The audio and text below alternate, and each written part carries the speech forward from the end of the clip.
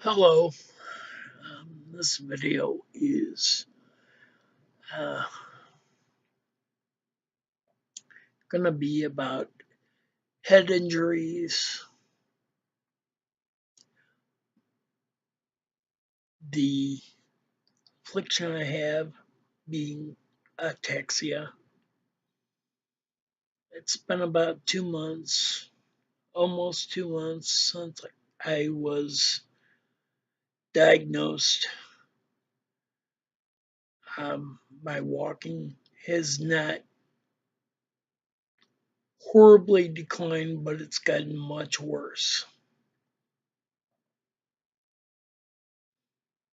I'm still able to get around, but not the same way. There's been a couple stories in the news. Um,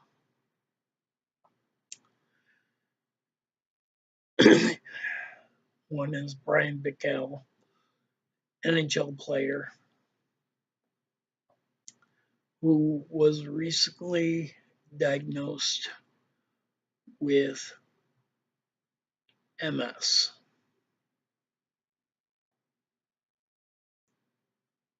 Another one was a former NFL fullback, Kevin Turner, who has suffered for several years with ALS. There is a third story that gained much more prominence than these two. Um, Steve Gleason, who played for New Orleans Saints, who came down with ALS. These are gentlemen who played professional sports, who, in the case of Bickell, I can't confirm that he had a concussion, but so many times players are willing to say no big deal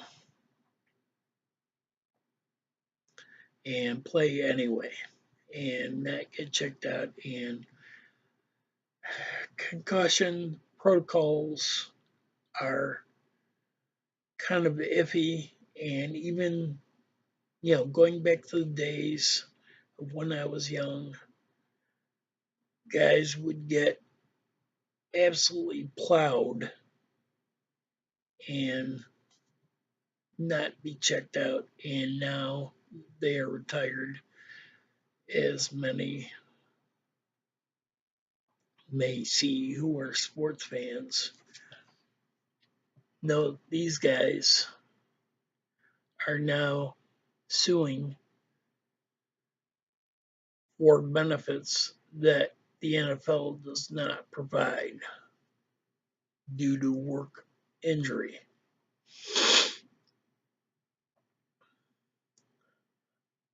The devastation that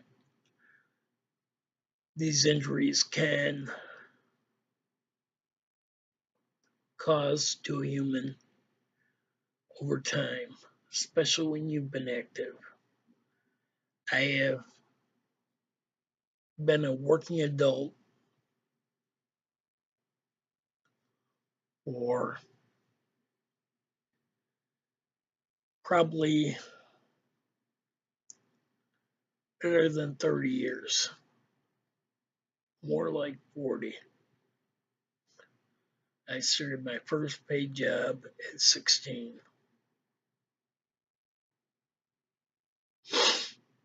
And so it's probably been close to 40. Though I did work some other jobs as a child, but that was not paid. I was paid for it, but it was not paycheck work.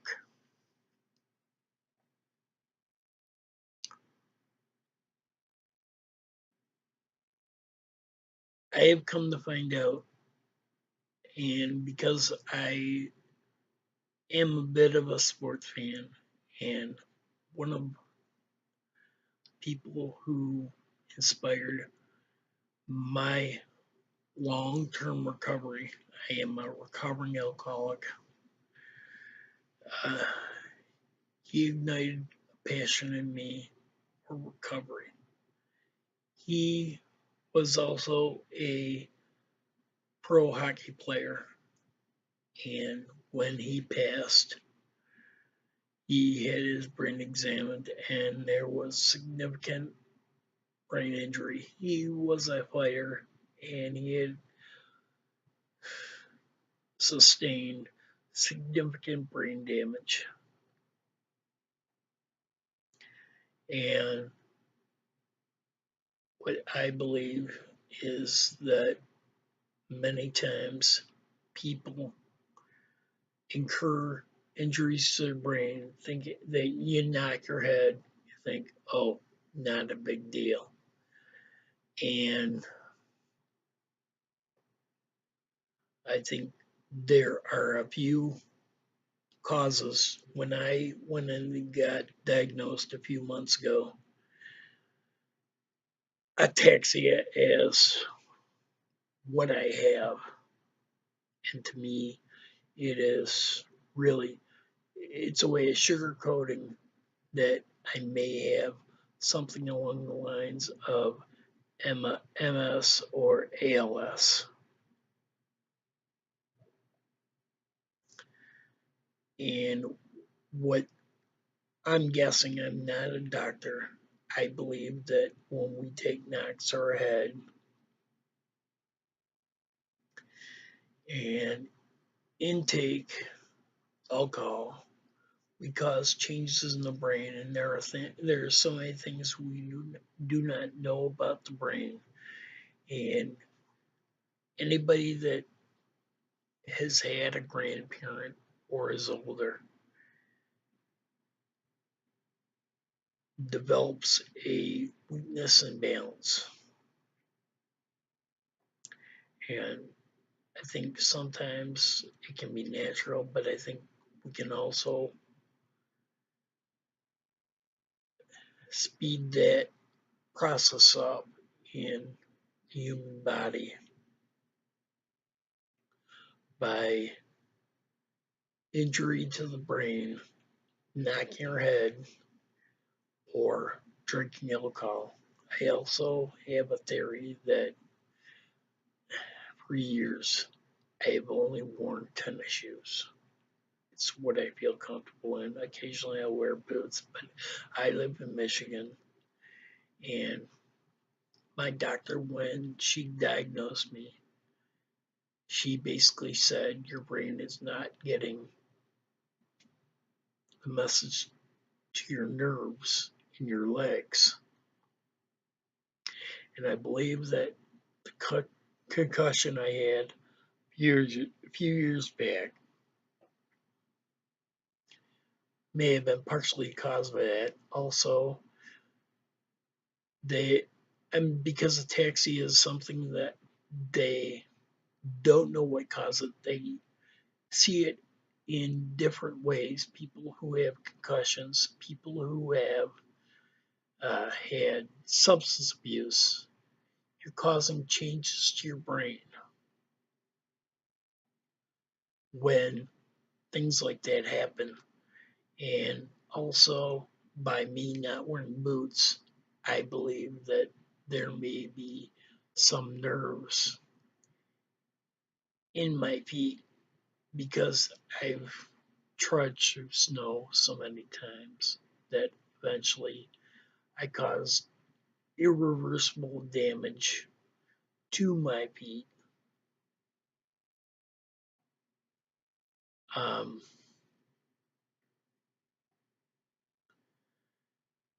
these are things that I see. Um,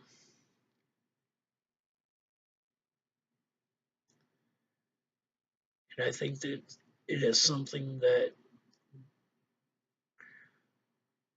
people need to be aware of. I don't know how this disease is going to manifest itself.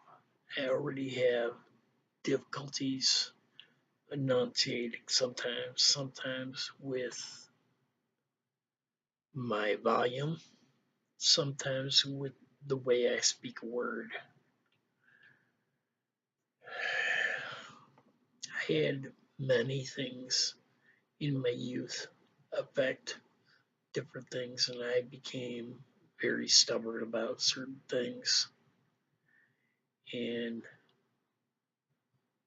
over recent years, I have become open to many other things. I'm not a doctor, but I believe that abstinence, we don't know how our DNA is going to work. I know that I've lived my life many times, even in sobriety, like a mole in a china shop. I think that my alcoholism had a bit to do with this.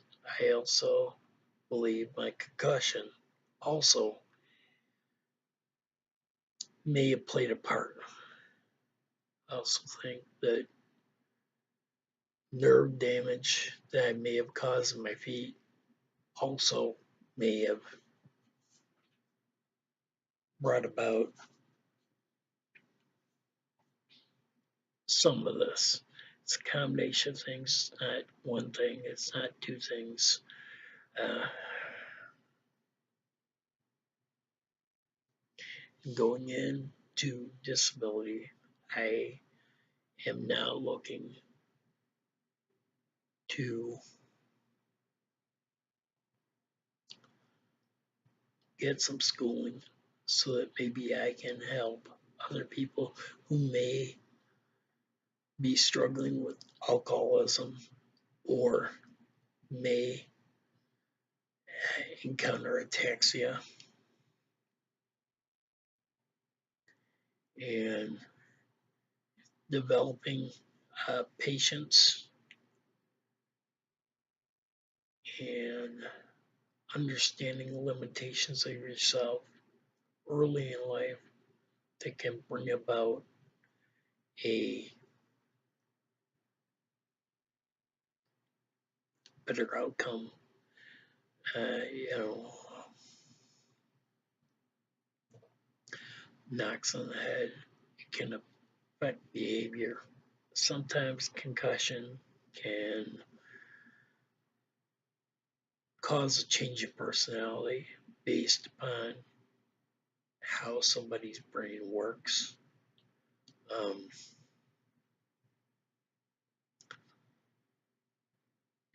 Sometimes it can cause someone to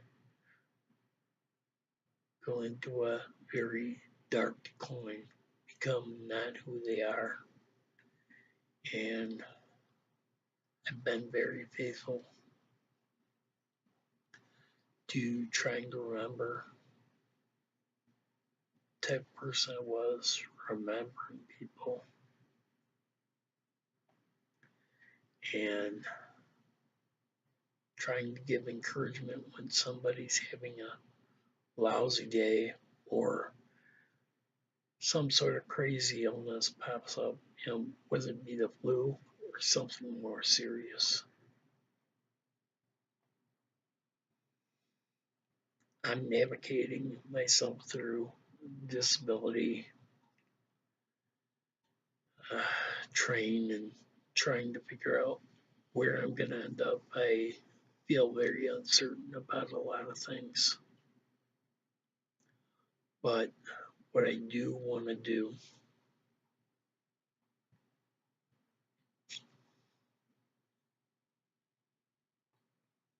is be able to give someone hope. When I was born, I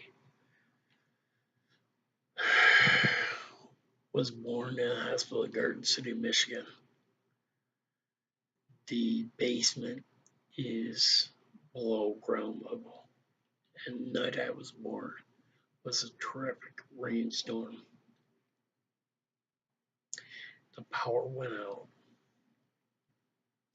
and at that time in the early 60s, they did not have a generator. Small town, smallest area, city in the state of Michigan.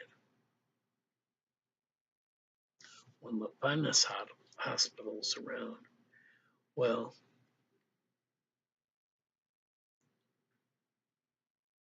some of the hospital personnel, because it's so close to residents, they went around and got candles and flashlights, and the hospital was able to do work. And the explanation I was given when I was born was that I was taken out with instruments, and part of that, baby's skin bruises easily. I was born with two black eyes. My father, who was a native of Northern Ireland, made the comment that I was born a fighter. Though in many ways he passed away when I was 7. I have had a difficult life, and part of my bull in China shop mentality was anger out of that. In sobriety, I've learned to channel that positively, and in recent years, I've overcome my fear of failing, and I went back to school, and I want to get some schooling. I don't know how much time I have left, but I want to be able to help people.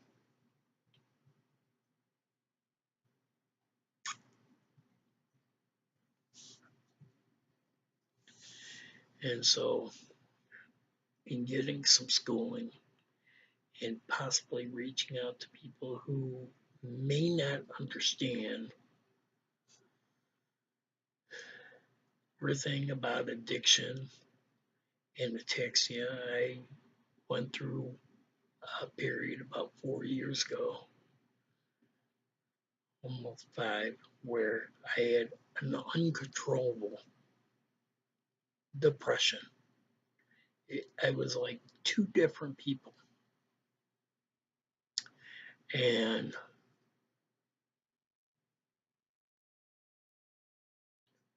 I wanted to harm myself, even though in my head I didn't want to.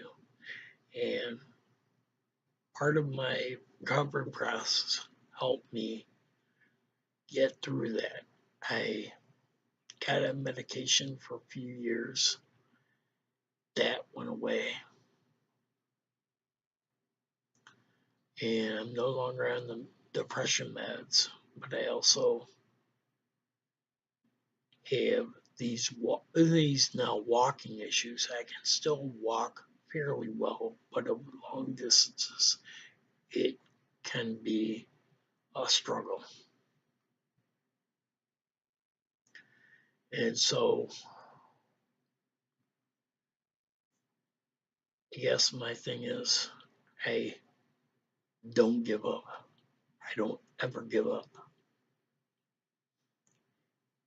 At about 23, I met Gio Valvano, and his last speech for the ESPYs back in '93 was "Don't give up, don't ever give up." This was about 5 years after I quit drinking, and 10 years after I met him. Shortly thereafter, he succumbed to cancer. In the last year, I've seen more than my share of people I admire, icons, fall to the wayside. That is a human condition.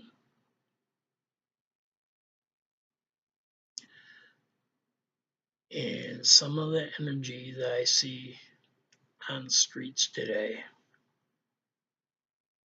with people protesting president instead of focusing on when people in Congress are pushing through things that are harmful to the people they serve, such as Obamacare, such as NAFTA.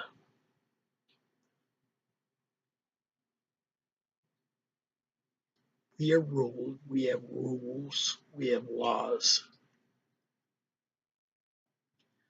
But here in the US, we also have a voice.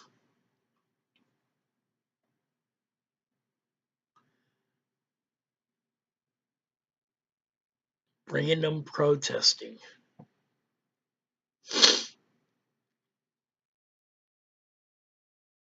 is unbeneficial. Organized protesting, where we begin to understand how some of these people have enriched themselves, and it's really, to me, it's kind of dumb. We all have a limited time on this earth. Some lose it more randomly than others. Focusing on dumb things, as I used to do in my youth, is wasteful.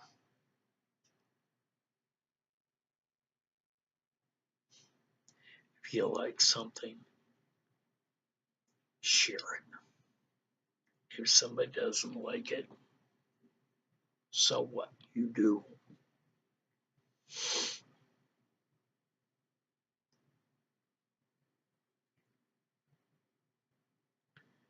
I will never lose my will to help a person to understand a person's story. Sometimes I see stories where I have to read the whole story to understand what's going on. I saw a story on Facebook this morning about a. It was kind of. I guess it might have been termed clickbait, but it was from a site called God Things. A woman in her mid 30s, married, husband and 2 kids, great life, was racing in a race. It was dark. A school bus driver, 69, ran her down, did not stop. She ended up succumbing to her injuries. Devastation of a child losing someone at that young age made me search the internet to find out the rest of the story, and that's what I found out. That on top of that, a runner in the race, the story from God Things, was a runner knew about her, and she finished the race and she got a medal for it, and she gave it to the family because the woman never got a chance to run. She was headed to the race. There is a teaching moment in that we have to give ourselves a chance to run in the race. We have to start. She never got the chance to start. So anyone who is going through something, start. Give yourself a chance.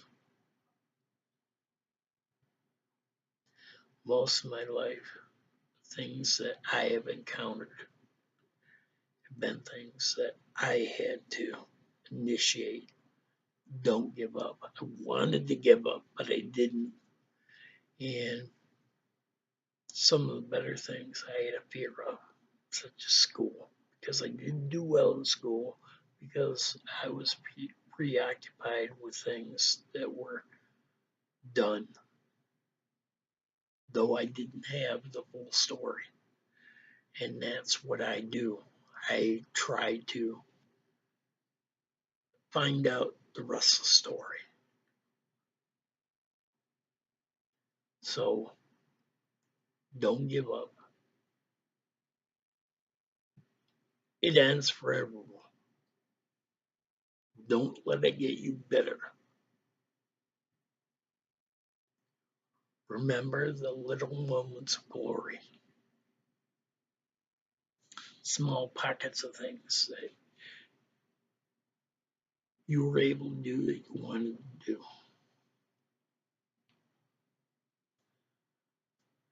As a child, I always wanted to go to a Stanley Cup game. I wanted a final game, and I wanted my team to win. I went to a game. They didn't win the cup. They won the cup that year, but they didn't win the series. But they won the game, and I always wanted to meet Bob Probert. I did that. I was lucky enough to meet Jim Valvano at 23. I was fortunate enough at 24 years of my sobriety, I took the day off and I hand delivered letters to different people I knew were a part of my sobriety, and it was well received, all but one. Asking, I've asked forgiveness for everyone I may have harmed along the way.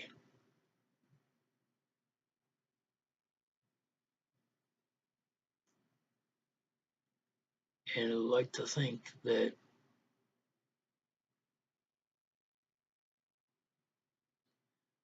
I've redeemed myself enough and that I can go forward. The project I have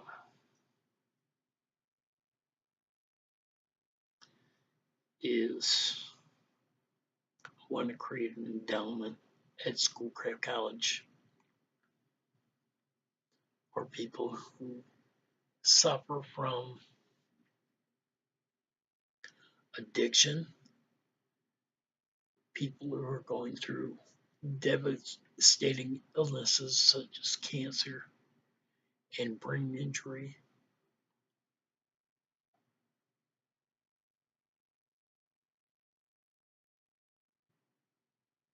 This is my way to get back.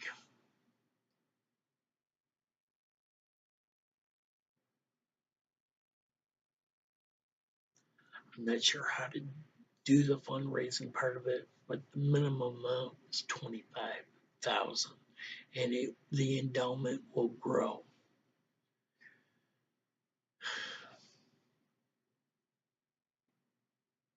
I want eventually to help many people.